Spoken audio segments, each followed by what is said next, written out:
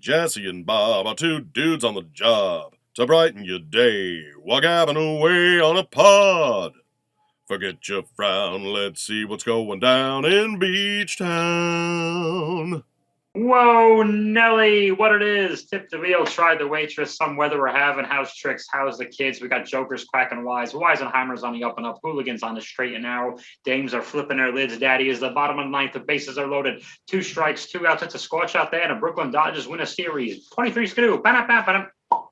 Hey, we are Jesse Egan and Bob, the Beachtown Comedy Podcast, the only podcast, mental health podcast that actually cheers you up. We are Jesse Egan and Bob. I am one of those guys. Jesse, what it is? What it is, yes, the only one we know of, the only podcast we know of with that goal. And we are back, Bob. This is, what episode is this? 6? 7. 7, Bob. I'm 7. always one behind. Yeah, I know. Catch up. What are you doing? Catch up, baby. Well, I'm excited. This is going to be a good one. We've had a pretty long break in between, so now it's time to get back on the horse, and I'm ready to jump right in. Did you have a good week?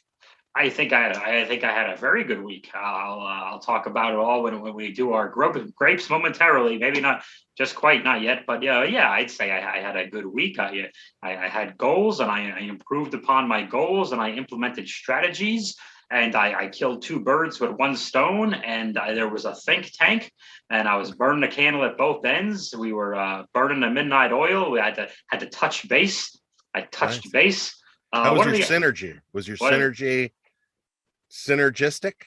My synergy was pretty good. I had one of those synergy drinks with a lot of sugar in them. Did you think outside of the box, or did you think outside of the bun? I think, well, that's the hardest thing about working in a cubicle. You have to think outside the box while working inside of one. But I'm working a cubicle right now. Thank God. Those days are over. That'll teach me a lesson. Now we live in cubicles. I'm playing on my belly right now. That's what I'm doing. I'm playing on my belly. If you need to know what's going on below the camera, I'm playing on my belly for no reason in particular, just to make sure it's still there. Thank you, Zoom. Hey, this is also an audio podcast now, Bob. That's a big deal. Yes, here's what you can do. You can go to podomatic.com. Now, we can't have more than like 2 or 3 episodes up at a time. But right now, at the time this airs, episode 7, which will be this one, 1 and 6 will still be up. So, but if you need to see episode 5, if you haven't, that's where I had the big near Walmart fight. If you haven't seen episode 5 yet, everything is still on YouTube. So it's free on Podomatic. It's free on YouTube. And if an episode isn't on Podomatic, come back to the tube. And if you still don't want to look at us, which is your prerogative, I ain't going to judge you. It's your money. I don't know. What's the line that Bobby Brown says? Who cares? It's your prerogative. I made this money. You didn't. It's my prerogative. That was it. Yes, you can still put us on the tube and just look at something else if need be. But be that as it may, is that your favorite Bobby Brown song, by the way? Do you have a favorite? No. What is your favorite? Humping around. Humping around. Humping around. Humping around. Bumping around. Everyone's humping, bumping, thumping, dumping, pumping all over the place, Daddy. You know what impresses me? I'll go off on a tangent. Please tell me. The humping around video. Yeah. He does this dance, right? I didn't think we were going to do this today. No, we're doing it. It's so agonizing on the knees. But he's just bouncing and he's squatting and he's bouncing and he's squatting the whole time. He just does this. Oh, that's agonizing. I never want to do that. Yeah. He's training to be a catcher in baseball, I think. He does it. He's like dance. Is that the humping around dance? Yeah. There's not that much humping in the dance, believe it or not. Seems like it was like a prequel to the twerk. You know, that if you turned around the humping around dance, you got yourself a pretty decent twerk. I think you're right. You know what I think? I'll just tell you, it goes faster that way. We have our known dances in our lifetime. We've seen our Macarenas. We've seen our electric slides. We've seen our twerks. As you've mentioned, there's been Dougies. I'm missing a few, but I think you understand. Someone's going to teach me how to do it one day. One of these days, they'll get around to it. There's an online class. There's your Cabbage Patch and your Running Man, and you do all the things. But And the hump T dance, maybe that's why humping around never really got the traction that it needed, or everyone in the club just left with osteoarthritis.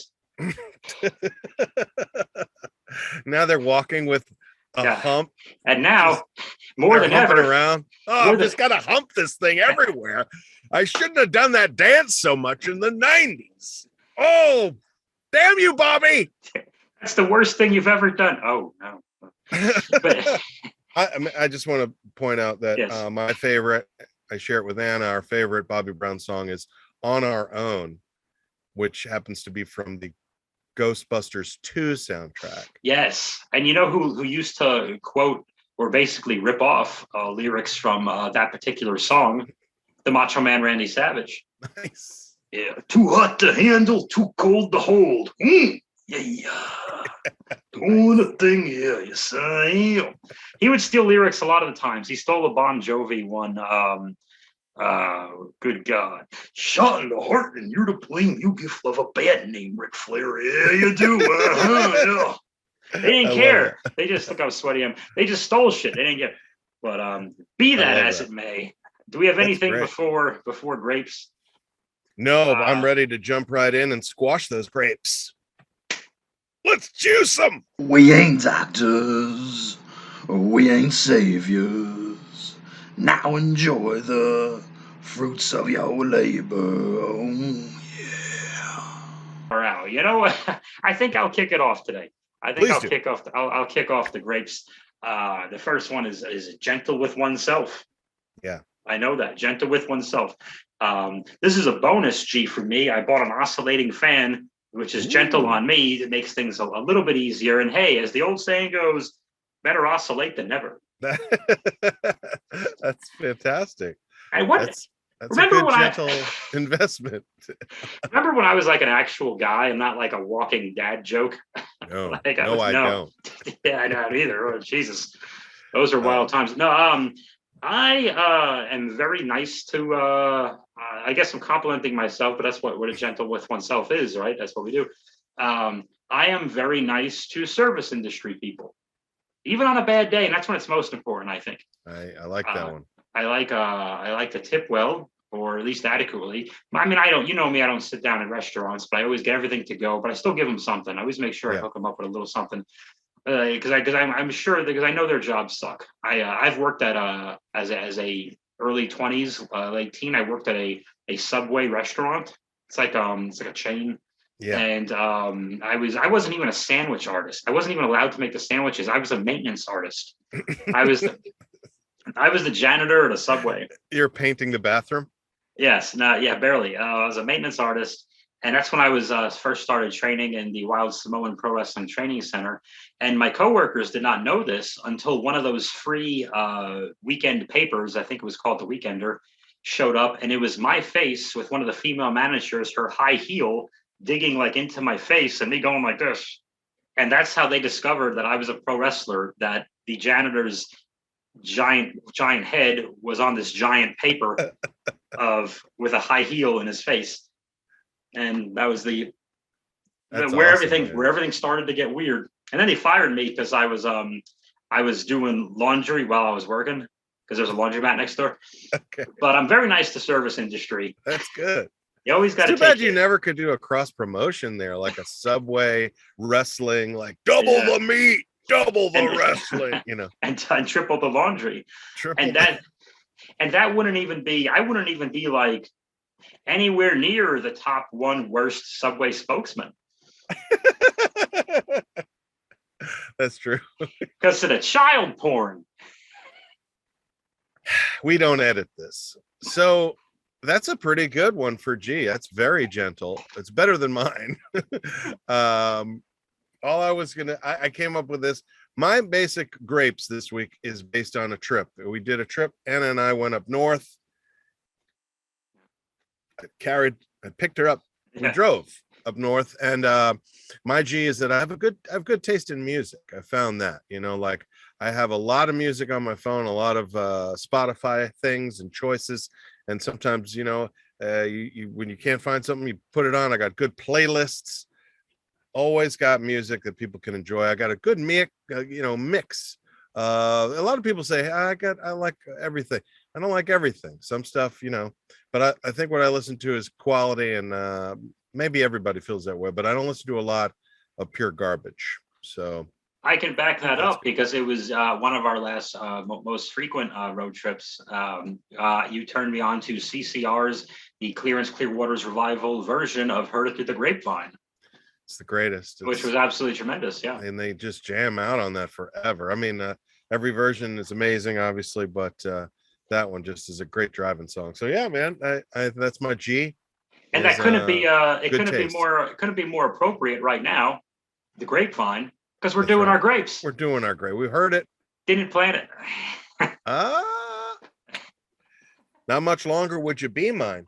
So that's a good G. So what about R? I'll just jump right in and say rest, relaxation, never a problem for you, boy. The boy rests.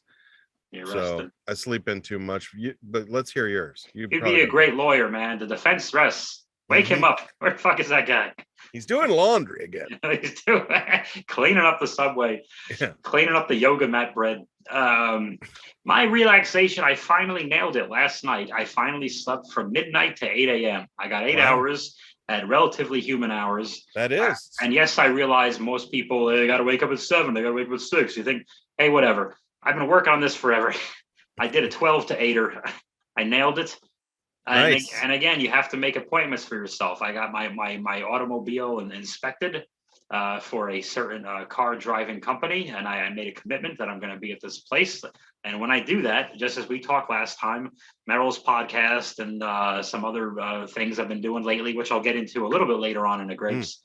I got myself up, and I'll do my yoga after this. I'll eat lunch. I'll do my yoga, and hopefully not take a giant 2-hour nap that fucks up the rest of the day. Right. That's awesome. So that's a good. You got it. That's also an accomplishment. You nailed it. You got your R down perfectly this time. That's right. What about your A? Is that your A then? Your my A is related. Last week, while you were vacating the premises, out of here. I spent 2 mornings in a row at the Department of Motor Vehicles for the state of California.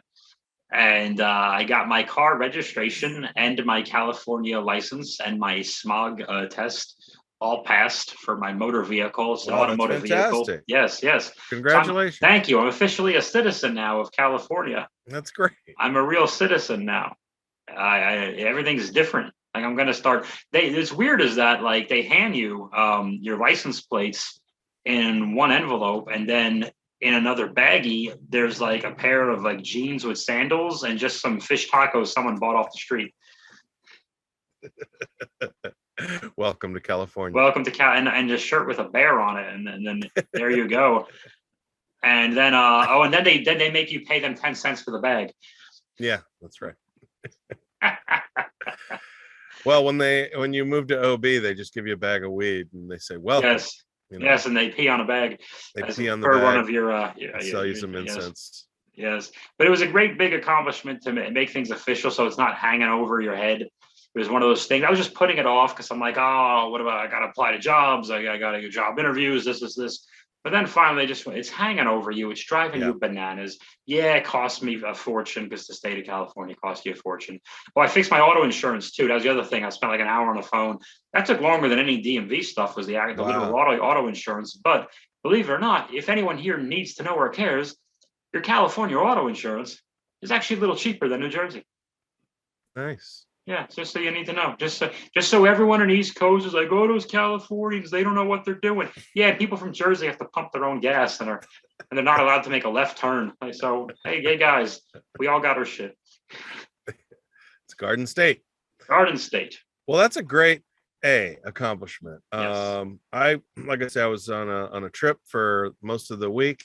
I did get bored yesterday I was trying to write some ads. Sometimes I get bored writing them, and I wrote a little short story. So I wrote the first chapter to a story based on a couple characters from Awful Neutral, Gonk and Chud, and it's called Gonk Chuddin', about 2 guys that go off fishing and then are swallowed up by a sea monster.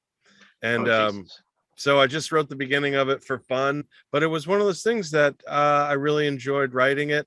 And when I was done, it was like, oh, I have this thing. And I think it's kind of funny, and so who knows, if I write more chapters of that, that'll be cool. But I think it's fun sometimes when I'm writing to take a break and write jokes for myself or write something else, and just to move it around, so I'm not just constantly doing the same thing. So yeah, but that's my big accomplishment. It's not a big one, but it was creative and I felt great about it.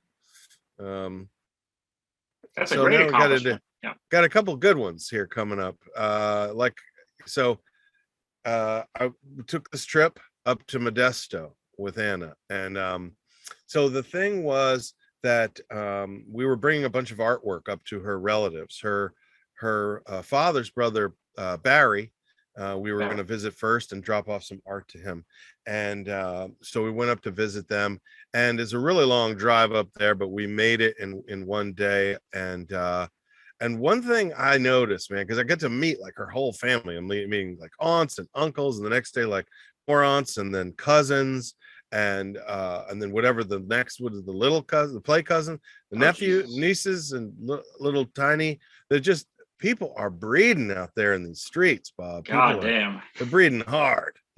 Someone, I got no kids or whatever, and just like, wow, I came from a pretty small family, but when you meet, like when you go one day and meet the uncle, right, and then the next day meet like everyone that came from this one man, you're like, holy crap, this guy good. It's like his one guy, and then the next, he had 5 daughters, and Jesus all 5 Christ. Of the daughters have like 40 more daughter. Is it just Jesus. There's so many people that came, and I'm like, my goodness.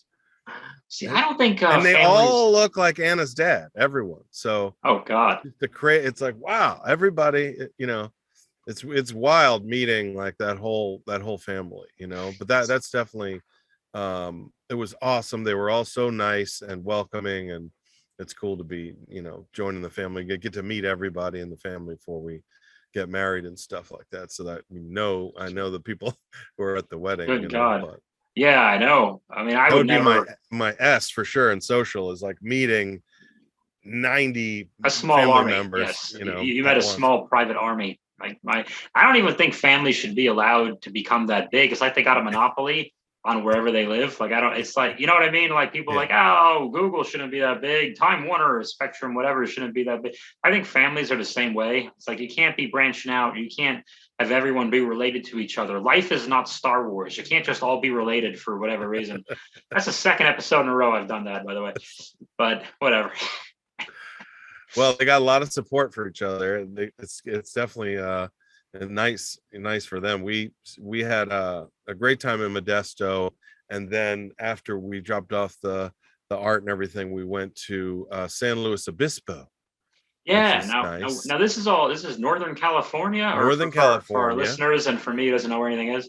Yeah, so Modesto is farther up towards, like San Francisco-ish, and then we came back down a ways toward the coast and went to San Luis Obispo, and we stayed at the Apple Farm Inn, also known as your Nana's house. It was really like a beautiful little old, it was made of doilies and lace, and it was very cute. And they had a little pool out back, so I had a blast shooting around in there. I did my exercise like a little seal with goggles on, and I got my swim on there. So that's kind of my exercise, was swimming around in that. And you're a very smooth swimmer.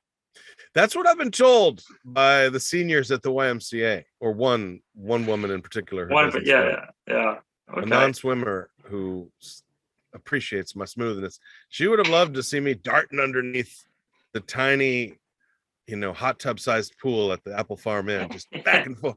It was amazing. And then on the last leg of the trip, we went to this place called the Madonna Inn, which is like this pink place in it's not named after Madonna the singer, which I thought it was, because it looks like it would be. It's all flowers and crazy stuff, but they have everyone there rooms under rock rooms and all kind of crazy stuff. So we went there and had breakfast. And by the way, so like Anna, there's always like those Instagram stories. Anna posts like everything we do on Instagram, and she'll tag me in it, and then she's like, why don't you share our meals? You know, because she always takes pictures of our food. I'm like, I don't do. We had cake for breakfast. I'm not going to share that. It's embarrassing. Like, we went there specifically. They have a strawberry cake. It's famous. I'm like, sign me up. You know, I'm not going to take a photo and share that though, because like I'm doing it now and I'm outing myself. Right, but honestly, like, is there no guilt filter on the Instagram? Like, I need a guilter to be like, I just feel bad. I was like, oh, like, can you imagine the person that's like scrolling through their feed and it's just like, oh, I can't believe the situation in Buzzrandia. Oh, Jesse's eating cake for breakfast. That's that son of a bitch. You know, like, I can't no, unfollow, unfriend, go eat cake. I can't do it. I always tell her, like, you can tag me in all of those, but I'm never gonna share them because I feel bad. I feel bad about it. So I'm the same way. Like, I can't let you know what I would never let everyone know what I'm really eating. My God. Like, hey guys, like, you're gonna see, oh yeah, hey, look at Bob, he's on the stage at like this past weekend was the Madhouse in the Gas Lamp District, wonderful time. But you're not gonna see, hey man, just blah blah, doing a gas lamp, doing a thing, Bob's telling the jokes, doing a blah blah blah blah blah. And then like an hour later, hey, I'm finishing off this box of White Castle cheeseburgers.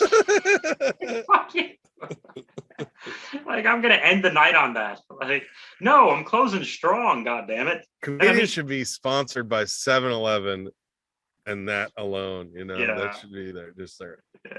Just like I don't even eat I polish off. If I got a box handy at all times because it's cheap. I just spend too much money. You have to wrap them in paper towels. It's a whole system. I got it down. It's not important right now, but I'm just saying, I'm not advertising that on my gram. You're not going to put that on the gram, and it's not very glamorous, you know. No, there's sexually attractive females on the Instagram, and then some of them, they follow me for some reason. Not a lot of it. No, there's a handful. They follow me. I'm not going to be like, hey. Can you imagine being glamorous with it too? Like, Anna's always like finding the spot to like hold the cocktail up to the light. Imagine you're just like, look at this taquito in front of a dumpster. 7-Eleven. It's like, God, man. You're not gonna see me like, hey, check out this Pepsi Blue. That's very refreshing. It's always empty. It's I keep drinking them, and it's and if you go to the same empty bottle just gets batted around that apartment. That's not true at all. That's 100% false. If you go to Pepsi.com, by the way, for all our listeners and viewers on both Podomatic and YouTube, you can go to Pepsi.com, enter the promo code Beachtown, and again, absolutely nothing happens. They want nothing to do with us. Really want you guys to do that. Yes. Where were we? So where were we? You were doing. I was running through my, all the weird trip stuff and how it relates to grapes. But like the last place we went on this trip was a place called Morro Bay, which is sort of, it's another off the coast area. And it's like this weird beach where they have this huge rock that I guess was like pushed up volcanic. I have no idea, but they got a big rock. It's called Morro Bay, and it's the weirdest place because like there's all these creatures. Like as soon as we got there, there's like rocks, and you're clambering down to get to the beach, and they're all full of like squirrels and chipmunks and stuff. And I'm like, what the? I've never seen that many like squirrel. And then you get on the beach, and it's just like flies. There's just flies everywhere. I'm like, there's too much wildlife. We got out of there, and they had saw an otter, and he was like, I thought it was a seal. They had seals going. There's a lot of wildlife at this Morro Bay.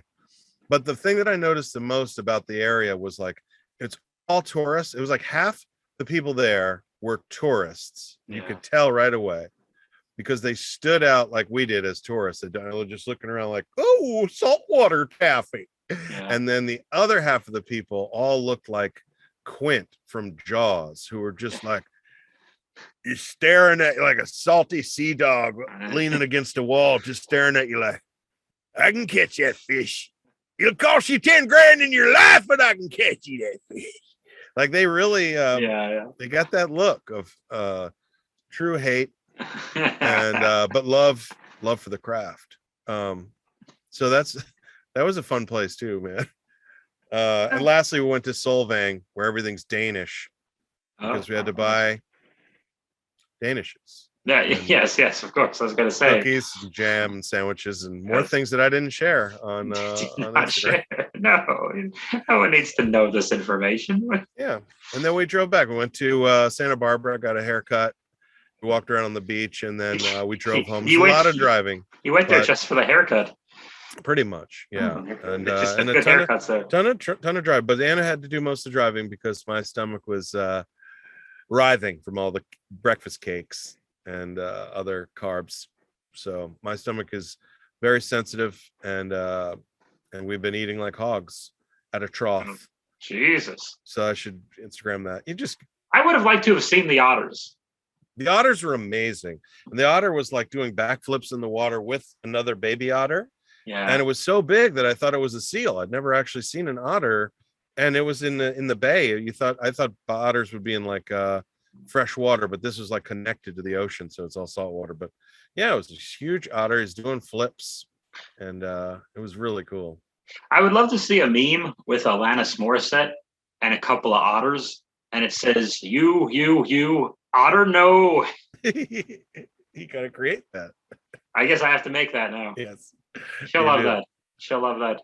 So I jumped ahead, but tell me about your P pleasure. Yes, I'll tell you all about my P. Your E. Tell me about your P. I love that. It makes me laugh so hard. I'm gonna make that joke every week. I don't care. Oh, thank you. I'll tell you, for my pleasure, I was at Target on Saturday afternoon. I was buying some groceries, and I spotted upon a character that I loved as a youth that never gets enough credit. And I picked up a modern version. And of course, I am talking about Ram-Man. Ram-Man, the He-Man figure from the Masters of the Universe origin lines. So I got Ram-Man over here. And wow. He doesn't have that same bow-legged stance as the other. He does not. He's the only figure of that I just touched his dick for no reason. He's the only figure who doesn't have that. The rest of them have the same mold here as Beastman, you understand? Right, so, they look like they're ready to ride a horse or something. Right, they're all kind of you know what they're doing is they're doing the Bobby Brown dance. Yes, he's humping around. They're mostly humping around. They're kind of getting their squats on. But I put Ram Man's legs down here because he has a feature where you just kind of pull him in like so. And I have nothing to stand this on, but so you pull him up and he rams Beastman right there. So Ram Man's gimmick as a He-Man character, this is great. You have certain characters, of course. Buzz Off is like a bee man, he's like half bee. Stratos is like a bird man. Oh, there's a lot. Ninjor is a ninja, and then so on and so forth. Triclops has 3 eyes and he spin around. Ram Man fixes problems by bashing his skull into things. He just spends his whole life giving himself concussions and serious brain damage to help the people of Eternia, and then he says something dumb and they all just kind of make fun of him. They were just going to call him man, but yeah, I thought, okay, yeah. Well, what does he need the axe for then? I don't know, but if he doesn't, I think it deters people even further from wanting to mess with Ram Man, because really the ramming is more defensive than offensive. But I guess, and he has an axe, and he's actually a little shorter than most of the He-Man figures as well. But I treated myself to Ram Man. That's awesome, man. And I'm enjoying him. And I know a few of the listeners here also go on my own channel to enjoy the fun boxings, and that will be up probably before this as well, because that's already recorded. Oh, nice. So you will see me take Ram Man out of the package and experience Ram Man for the first time in 7 years, something like that. That's fantastic. Yeah, I really enjoy it. That's cool, man. Yeah. So that's a good P. Thank you for discussing your P with us. What about your E? You've been clanging and banging quite a bit. I'm clanging and banging, Daddy. Clanging and banging, rock and rolling, strutting, strolling, moving and grooving. Jumping off the walls, bouncing off the ceiling, making your knees freeze and your liver quiver, Daddy.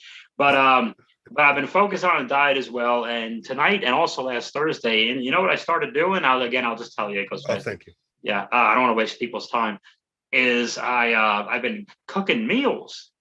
Really? That's fantastic. Which I don't do. Yeah, I went now again. Are you talking about 2 lean cuisines? Yeah, yes. The 2 of them together. It's called Defeating the Purpose. Is my 2 lean cuisines. Yes, I love that. Me too. Hashtag me too. Yeah. Oh, wait a minute now. Sorry. be that as it may, so I was cooking some chicken strips, and I boiled the pasta, and I also steamed cauliflower, so I had vegetables in there. I'm having the same meal again today, but these are pretty much easy ingredients that you can get at your local supermarkets. And I know most people listening to this won't really constitute that as well. That's not really cooking. It's just some guy boiling pot. Well, for a guy who also has to hide his microwavable White Castle hamburgers from the public eye, for me, this is a big thing.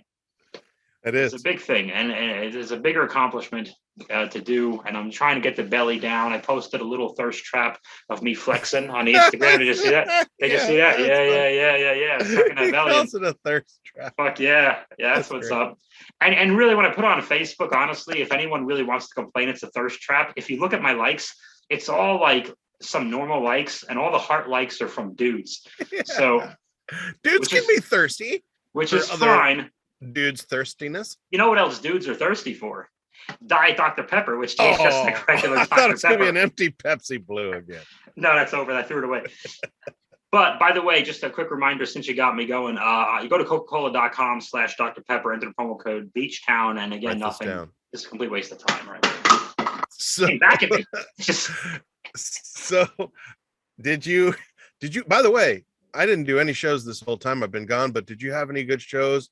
And with that, probably, I don't want to jump ahead into your social, but that's usually our big social is these shows. Did I tell you about doing Laugh Factory last time? I probably mentioned. You never did. I've actually never heard about the Laugh Factory. Yeah, so I got to do the new San Diego Laugh Factory. I'd never been there before. It was really exciting. I was the one of the opening acts, and I was just doing about 10 minutes. The LA comics were there. They're very high energy people. Yeah. Very extroverted, and they were very nice, though. They were very, very sweet and welcoming. I definitely am an introvert, so I kind of sit by myself, but they just could pull you right in, and they were very sweet, and I was very grateful for the experience. The club is fantastic and beautiful, and I hope they do really well. I hope I get to go back there. But of course, was there with Dave, my buddy Dave Wright, who was like, "Hey, take a few pictures of me when I get up there, and then I'll take some pictures of you." And so he got off stage, and I was like, "Hey, I snapped a few. I'm going to send them to you. Make sure you take some of me." He's like, "No problem." Then I got off stage. I'm like, "Did you get some pictures?" He's like, "Oh man." I was like, I just told him, "Hey, it's par for the course, man. I'm not on the Facebook poster, the invite, the evite, the Facebook event, or any photo. There's really no evidence I did this show at all." So basically, if you're listening, I could be totally lying, and who knows? No one will ever know. There was 25 people there, and that's it as witnesses, but Veronica Burgess was at the second show. She can vouch. Okay, if she could put something in the comments, that would be if she's listening or watching. Dave felt bad. He's very guilty. I noticed he hasn't posted his pictures that I took of him in front of the Laugh Factory thing, because I think he feels so bad that he screwed me over like a bad friend. Love it. Well, you know what? Maybe he can make it up to you with a complimentary ice cream cone or water ice from the Pacific Beach Ice Cream Company coming later on this summer or the fall, I believe. I hope so. And apparently you may be able to get a discount by pronouncing it as water ice. That's what I was hoping for. Yeah. I was hoping to go in there and order water ice. I would like 14 cents off of my water ice. I want an order of water ice. Order my water. That's hilarious. D-dubs. So did you do the Mad Hizzle? I did the Madhouse in the Gaslamp Comedy District, the Gaslamp District, the Madhouse Comedy Club at F Street and 4th Avenue across from Portland Plaza in 92101, San Diego, America's finest city. It's basically in the same building as the Laugh Factory. It might as well be. Right there. They're basically physically, I think, part of the same building. I had a very good time. They validated my parking. I had a great time. With the parking? Yeah. No. I just thought that was funny.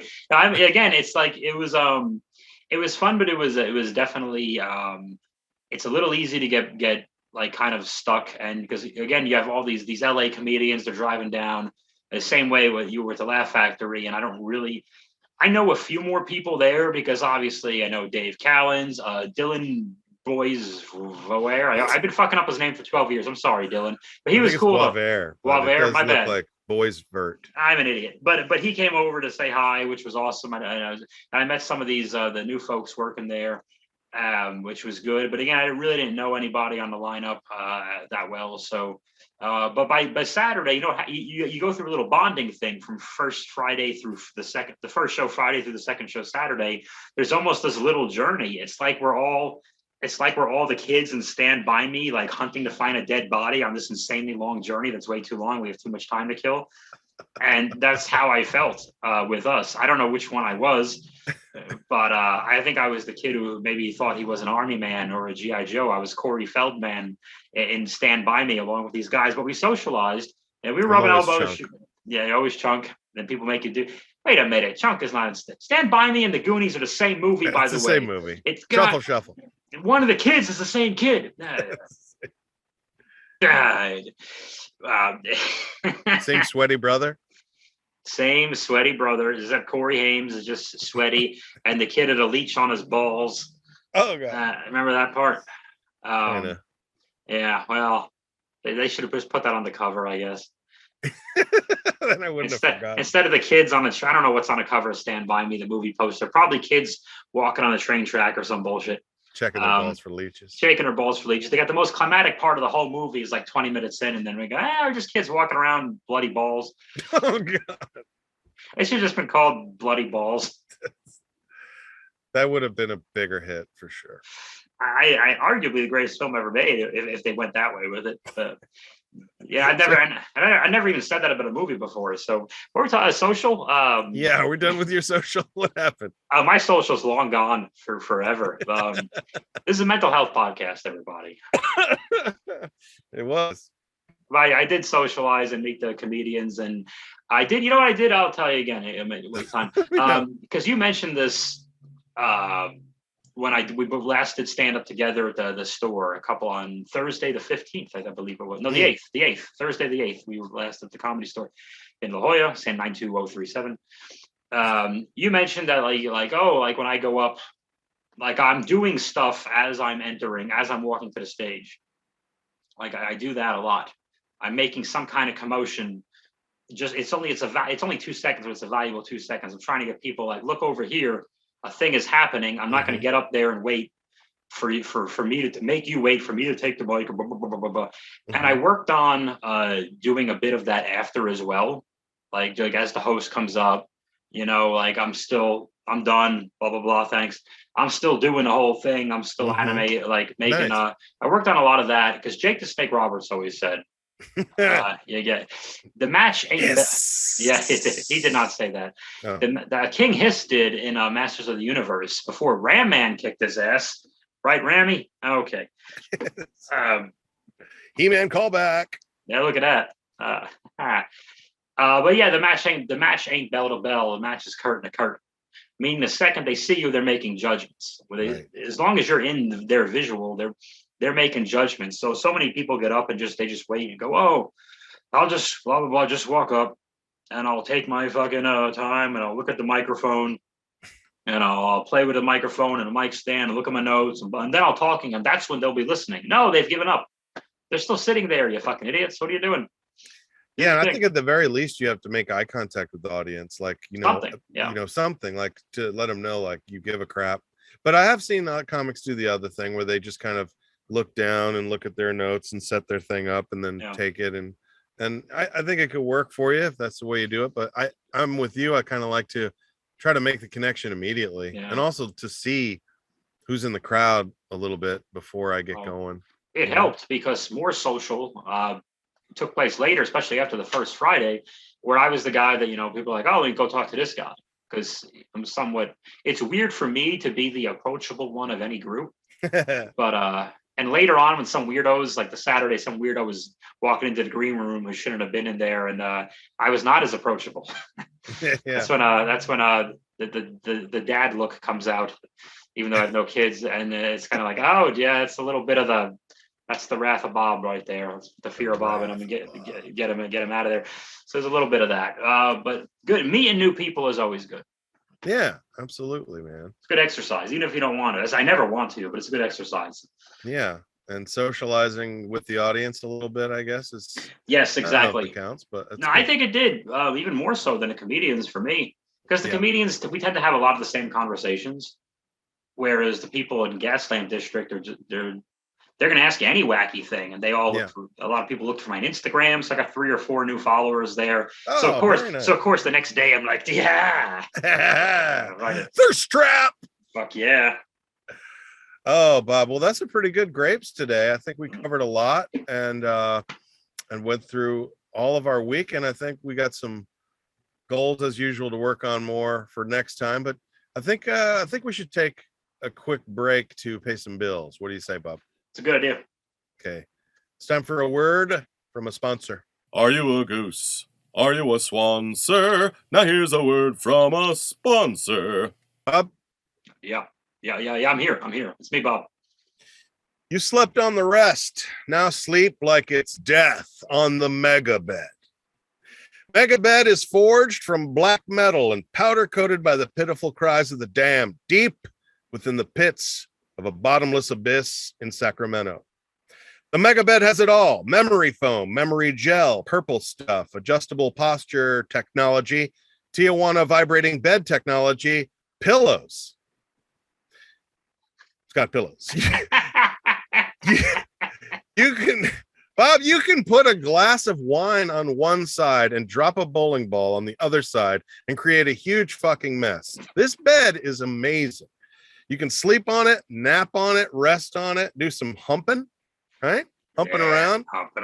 No matter what you do, when you lay down on the MegaBed, it immediately starts blasting deafening electric guitar riffs and what sounds like demons screaming directly into your ears. When you fall asleep, you are guaranteed to have nightmares. We were told that's not marketable, but we don't give a shit here at MegaBed.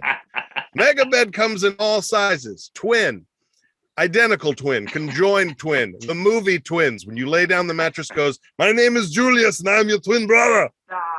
The MegaBed has been endorsed by Maiden, Metallica, Motorhead, and yes, even Morissette. You're going to toss and turn all night anyway. Do it on a MegaBed. Oh, that's badass. And I can attest to the piece or lack of thereof of sleeping on a MegaBed. I think I had that the entire time I lived in Queens. Oh, is that right? Yes. And the whole time there was this dark figure like looming over you as you tried to sleep. That was the landlord. Yeah. He just, I don't know how he got in there, but look how creepy. And by the way, that's so much worse. I know. So much worse. This is a child. All right. Anyway, so much worse. That's the word from a sponsor, Bob. They're not our sponsor, but I did want to give the example to any companies selling beds. Yeah, I think we could definitely sell your product. I need a new bed and mattress. So if anybody wants to be a sponsor, I could write non-satanic ad copy for you. Only if you want it, though. All right. And that's a word from a sponsor, Bob. That was an excellent sponsor. I think I'm personally sponsored by Boob Sweat this week, the rate I'm going, but nice. Well, this has been a good podcast. It is time, though, for my favorite segment. I hope you're ready, Bob, because this is the segment where I get to do nothing but eat popcorn and enjoy. So as a lazy person, it's by far my favorite. This, of course, is at the theater. Popcorn and previews, movies and reviews at the theater. At the theater. Whoa, Nelly, Daddy, this ain't no party, this ain't no disco, and this sure as hell ain't no fooling around. It is all 1988 up at all in your business this week. Jesse, we are talking about Big, starring Tom Hanks. Now, I just want to say, I want to make 2 notes before we jump into Big. Well, first of all, there's always spoilers, yada, yada, yada, you know that. But 2 things I want to say about this movie. First of all, this movie was suggested in our comment section on one of our YouTube videos by a friend of the show, Chris Miwa of Chasing 80s Toys. He's up there in the Netherlands. He's 9 hours ahead of us, so he always knows what's going to happen before we do it. He's already seen the whole episode. We're still recording. It's amazing how he does that. But Chasing 80s Toys, good old Chris Mewa suggested Big, and I thought that was an excellent suggestion. So thank you, Chris. And also, I mentioned it was a 1988 film. Here's the reason. While you were away, and you were on vacation, so I had extra time on my hands because I had less nonsense to throw at you. I caught up on all these movies, which all of them unintentionally took place in 1988. Oh. And we're only gonna talk about Big today, but I'm thinking I'll do a bonus. Just a bonus Beachtown. I'll just on my own. I'll just leave you be. Let you get your R. Let you get relaxation. I'll do a bonus one. But the other 3 1988 films I watched were Stand By Me, which we talked about. Heathers, starring the very perfect Winona Ryder and Christian Slater talking like Jack Nicholson for no reason. And the third one, Elvira, Mistress of the Dark, starring Cassandra Peterson, who is Elvira, and I don't think they ever used her real name in any of the credits.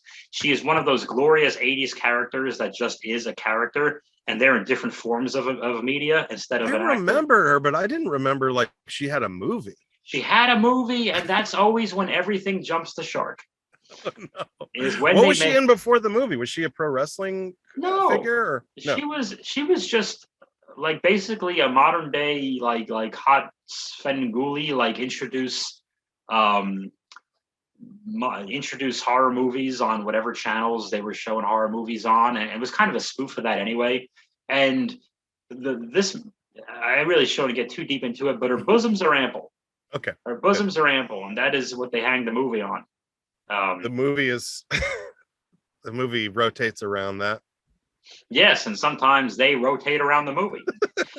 I'm using all the best jokes for this now. Okay, but today, this poor woman too. I felt so bad for her for this hour and 40 minutes of boob. Okay, boob jokes. Yeah, basically, yeah. That's really it. But I'll keep you abreast of those some other time. Thank you. We're going to play these close to the chest and not do any more of these. It's not even my areola of expertise, but we are talking.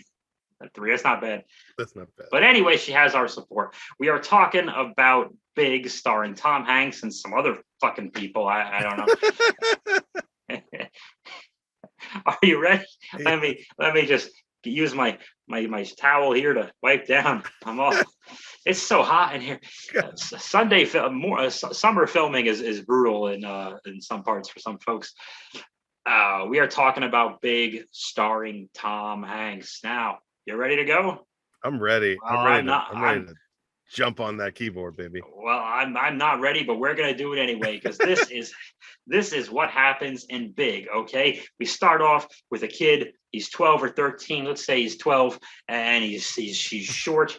And he sucks, and he's got like a 2-year-old sister that lives in the same room with him. So that's got to be awesome if you're 12 or 13 or a preteen.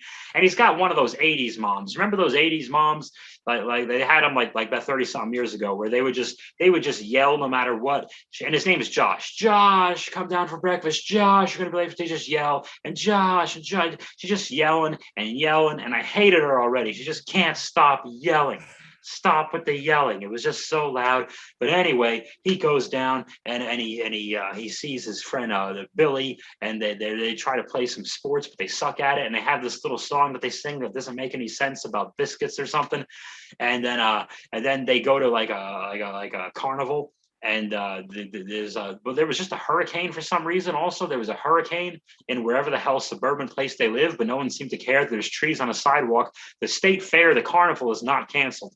So they go to the carnival, and he sees like the other girls from his school that he has crushes on them, but they like taller guys with cars that are like 15 or 16 or something like that. And he feels like a loser, and he pretends to be a big man. He says, I want to go on a scary roller coaster all by myself. It wasn't that scary. So what a pussy. So he gets online, and he purposely stands next to the blonde girl that he likes. And she's just like, has no personality. He just likes her because she's blonde or something. Anyway, she's like, have you ridden on this thing before? And he's like, oh yeah, plenty of times. And of course he gets to the gimmick there where you say you got to be this tall, and he's not tall enough to get on it. So that blows his whole story out of the water. So he's a liar. So we don't like him. Okay. But again, 80s, we're supposed to cheer all these immoral people. All right. You're not He-Man. You know, He-Man wouldn't lie. Of the 80s, yeah. That was the theme of the 80s. Immorality was when greed is good. And it shows here in Big more than ever. So anyway, he's caught lying and the kids laugh at him and he feels like an idiot. And then he wanders off and there's this machine, right? Have you seen this movie? Yeah. Okay, yeah. There's this machine. It's like a fortune teller thing, and it's called Zoltan. And he's like, "Hey, Zoltan Kazas, you know, I need a fortune." And he puts a nickel in the gimmick, and then it gives him a fortune. It says, "Your wish was granted." And the kid says, "I want to be big." Where that happens out of order. He says, "I want to be big. Your wish, who gives a fuck?" And then it's like, okay, but then he's still some little kid. And then he looks, and the machine isn't plugged in, so it's just running on magic or some kind of bullshit. And he's confused. And anyway, the next day, this is where it gets crazy, right? He wakes up, and all you see, like right away, is you hear his mom yelling because she's always yelling. And then you wake up and you just see his big feet, his giant feet, because now this is where Tom Hanks takes over. And it's like, hey, kid, you're not the star of this movie. No one knows what happened to the kid. That's not really Tom Hanks. Okay. No one really cares. And you just see his giant feet. And here's what's crazy. You literally see this toy, the G.I. Joe Devilfish, on the floor. So what you see basically is you see like this toy and feet. And like adult feet, you see this, except there's two of them. That's the other foot. You see the two of them right there. Because a lot of 80s movies, they just threw in 80s toys just to have them there. You know, they didn't worry about Hasbro suing them or anything. So anyway, and then he realizes, he goes to the bathroom. He's bigger because it's called Big. And he's like a man and he's freaked out and he doesn't know what the hell's happening. And he looks in his underwear because his penis is larger. Do you understand? LOL. His penis is larger and he's happy to have a huge schlong now. And they should have just rolled credits right there. Like he won. But anyway. But I'm big, and then the movie's over. Hey, it's just his wiener draped over a G.I. Joe Devilfish from 1986. Yeah. And then just says "big." The end. Like, okay. Movie's 6 minutes long. So anyway, his mom's still yelling, and he has to avoid his mom because she's gonna freak out when she sees a 30-year-old man there. Like, who the hell is this guy? And but she says, "Can you bring your sister down too?" And he's like, "Oh shit!" So he puts the kid in some kind of rolling stroller thing and just kind of shoves her in the kitchen and he takes off. She's like, "You didn't eat your breakfast." So he doesn't know what to do, and he's panicking and he's running over to his school because it's totally cool for this 30-year-old to run into the school. Oh, and by the way, you're going to notice a theme in this film of shit that's not cool to do with kids. That probably wasn't cool at the time. But never mind this aged badly shit, okay? There's no way this was cool in 88 either. So he just runs into the high school and he's looking at all the middle school boys playing basketball. Shit. No, it gets worse. Okay. So then he follows his best friend Billy into the locker room after Billy just gets hit in the head with a ball because he's stupid. And he follows him and he's like, "Hey, Billy, it's me, Josh." And the guy's like, "You're a stranger, Coach so-and-so. There's a fucking dude who's going to molest me or something." And he said, no, it's me. And then the kid's like, "What the hell are you talking about? You're not my friend Josh. My friend Josh is like my age or whatever." And he's like, no. And then Tom Hanks sings the stupid song. And then the kid is like, "Oh, well, clearly your story about the magic Zoltan machine is perfectly fine."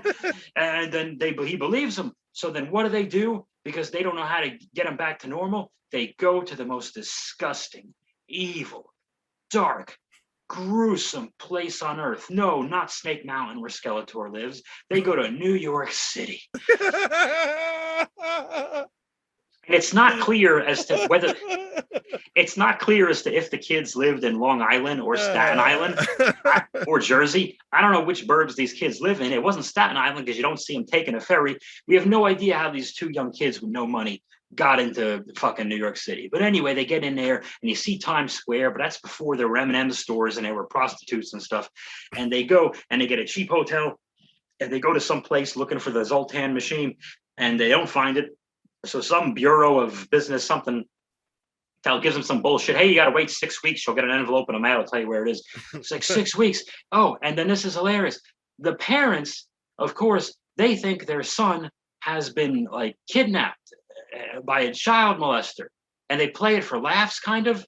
So, because at one point Tom Hanks tries to tell his mom it's really him because he goes to her first. I forgot to mention that. So he runs into the house, right? He's like, "Mom, it's me, your son," and she's freaking out, and she has a kitchen knife, and like, "Where's my boy? Where's my boy?" And then he's like, "Ah," and then he runs away, and that's when he goes to his friend. They end up in New York City somehow. So the whole time, the parents think their kid has been kidnapped by a child molester, and they don't really spend any time talking about that at all. It's all about his fun adventures while his parents are worried to death and having the nightmare of their lives, LOL. So he's in New York City, he's got a shitty apartment, and the people are screaming next door, and he's got the mind of a child, so he's just crying. And this then part felt very familiar. Yeah, totally. So anyway, he applies to all these jobs, and his stupid friend Billy is helping him apply to jobs he shouldn't do, and he ends up somehow getting a job at a toy company of all places, right? Nice. And then he unwittingly says stupid things to make people think he's a genius, and he gets promoted to vice president of the fucking toy thing. And that picture behind you is him and the old CEO dancing on a keyboard, and they make a little song, and everybody claps, and the motherfucker gets promoted. And then there's this lady Susan, and she's kind of sort of dating this mean, power hungry business guy, whatever his name is. And Susan is all obsessed with her work. And then, but then, you know what? She sees the magic in this guy. She sees something in him. She changes her mind. She changes her evil, greedy ways. And she says, "Hey, I should be more like this guy who's really a child at heart." And then the angry guy, the business guy, gets mad and plays basketball with Tom Hanks and kind of beats him up when they play basketball. And Tom Hanks is crying like a baby, and she's aroused by this for some reason. And then she follows him home from one of the business parties, and she drinks too much wine, which alters her ability to make decisions. And she comes back to the guy's apartment, right? She comes back to the guy's apartment, and she sees nothing but toys because his vice president job allowed him to get a swanky apartment in New York. So she sees his toys everywhere, just like action figures and Godzillas and stuff. And very untrue and irresponsible of this film, it leads you to believe that a hot lady will come back to your apartment with toys and be totally aroused, which is the worst thing, the biggest crime of this film. That hasn't been your experience.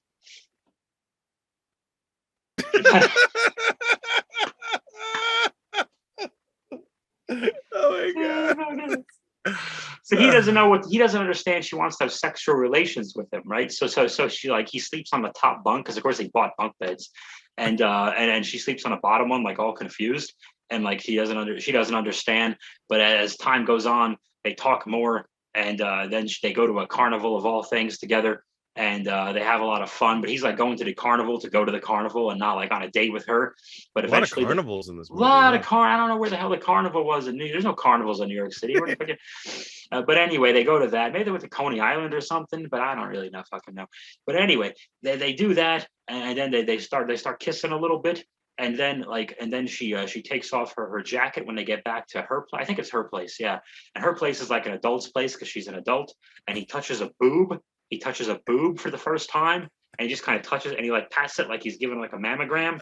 He's like, and then they just cut to black, and he comes out of the elevator at work with a smile on his face because apparently she unknowingly had sex with a child. Oh my god. Do you remember when we were discussing Weekend at Bernie's and I mentioned the lady having sex with the dead guy? Yeah. And we were like, wow, that's the most 80s immoral thing we could possibly brush off. Not quite. Not even close. Because Susan from the toy company basically has sex with this child. And then finally, she starts having an adult conversation.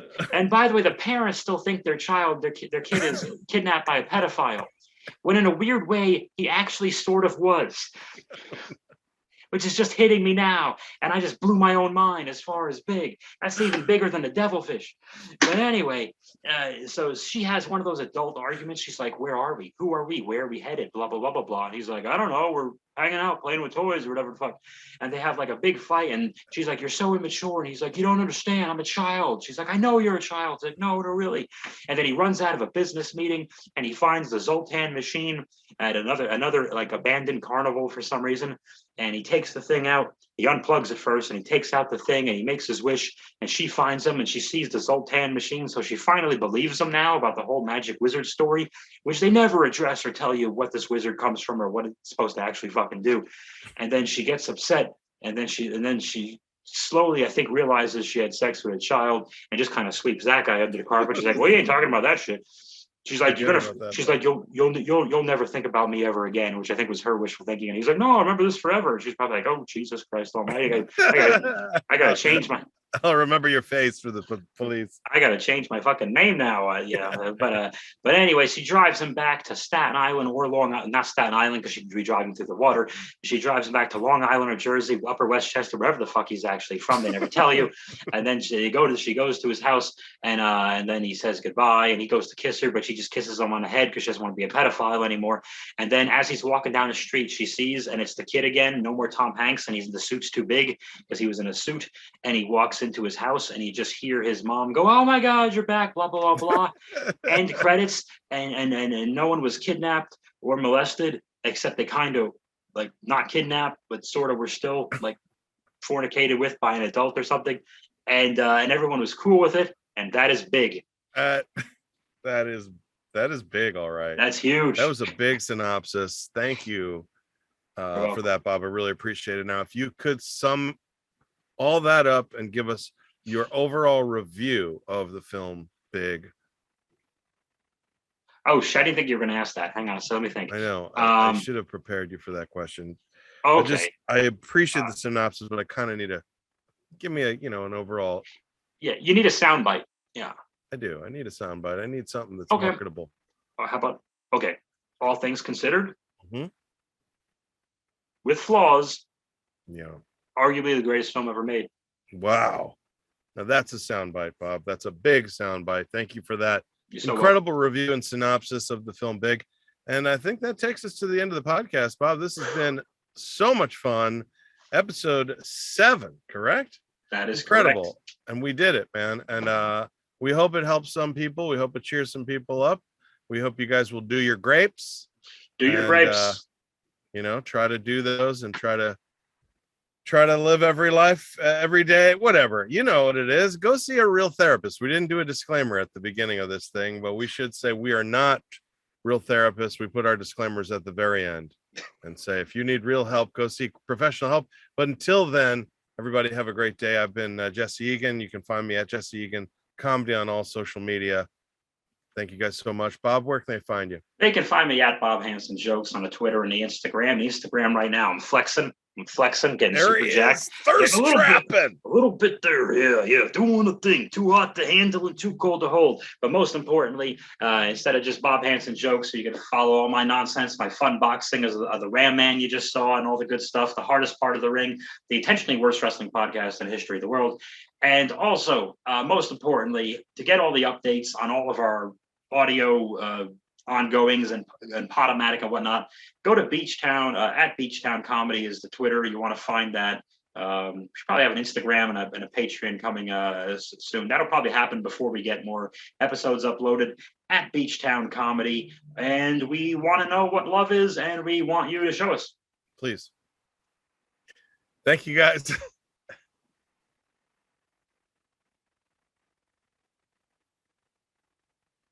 It's still moving in the background for me. I can't freeze it. Okay. I'm hitting stop. Oh,